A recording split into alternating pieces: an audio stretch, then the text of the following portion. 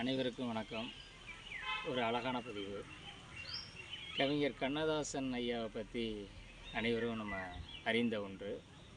ஐயாவை தெரியாதவங்க யாராலும் இருக்க முடியாது. ஏனென்றால் ஒரு 5500க்கு மேற்பட்ட திரைப்பட பாடல்களை, குறிப்பாக தத்துவ பாடல்களை அதிகமாக எழுதியவர். ஐயாவுடைய இயற்பெயர் முத்தையா.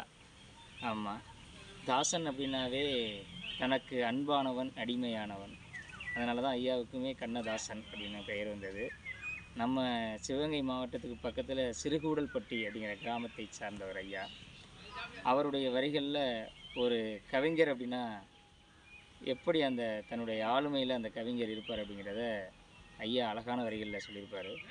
மாற்றம் எனது மானிட தத்துவம், மாறும் உலகினின் மகத்துவம் அறிவி, எவ்வவை தீமை எவ்வவை நன்மை என்பதறிந்து ஏகுமன் சாலை, தலைவர் மாறுவர் தர்பார் மாறும், தத்துவம் மட்டுமே அட்சய பாத்திரம், கொள்வோர் கொள்க குறைப்போர் குறைக்க, உள்வாய் வார்த்தை உடம்பு தொடாது, நான் உரைப்பது தான் நாட்டின் சட்டம்.